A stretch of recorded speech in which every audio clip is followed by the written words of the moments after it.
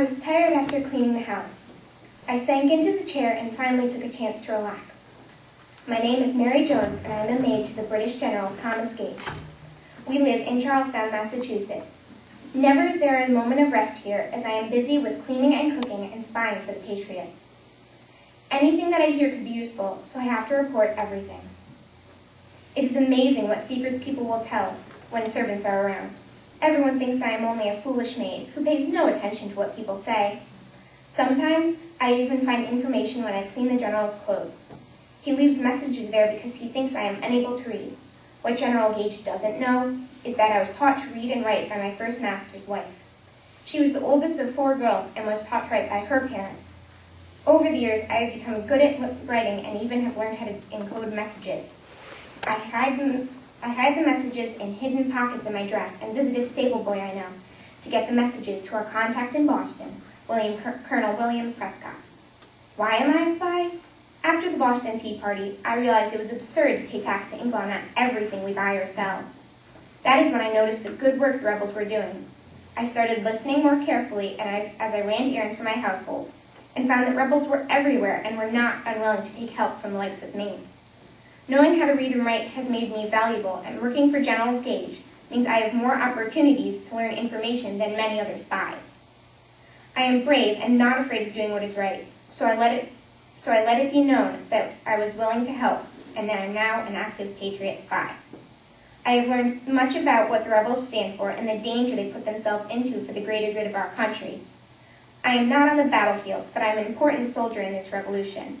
I am doing as much good work here as the men holding the weapons are.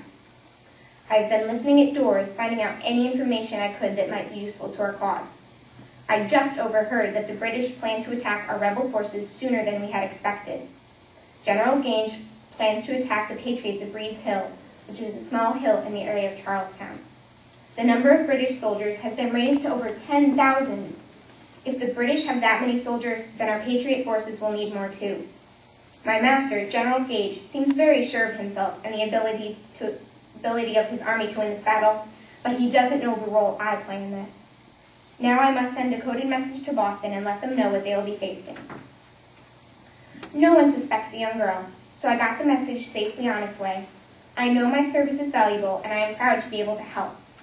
Pleased and exhausted, I went to bed until my morning chores began again. I woke up in the morning and went on with my daily duties, and learned some more news. The general was planning to leave soon, so I hurriedly ran to write this down, trying to look inconspicuous to the other servants, but then realized I was wrong, and too late. While I was sending the last message, the colonel was leaving for Breed's Hill. There was nothing more I could do now than pray that my earlier message had arrived in time, and that the Patriots had prepared for the worst. For days I listened, but without the general at home, there was nothing new to hear. Finally, about 5 or 6 days later, I began to hear the news of the general and the battle at Breed's Hill. As I walked to the general store for my lady, I overheard 2 loyalist men talking. "Did you hear of the fight at Breed's Hill?" I heard one of them say. "Yes, and it's a good thing the British won and scared those rebels away. That'll teach them a lesson," replied the other man. I could not believe what my ears were hearing. General Gage won over Colonel Prescott? I wondered if my message had not arrived in time, or if it had even arrived at all. As a spy, I do not know if my information gets where it needs to be. I am only one little part of this larger picture. I guess one person can only do so much. This time my information could not turn the tide of the battle. This battle may be lost, but this revolution is not over. It will take much more than one lost battle to make we Patriots give up. We are fighting for freedom, and we will not give up as easily as the British think. For now, I will go back to my responsibilities at General Gage's house. But while I work, I will keep my ears open and keep listening for more information that will help us on our quest to freedom. I may just be a young girl to most of the world, but I am a strong patriot at heart, and I will keep fighting in my own little way to see our country free from tyranny.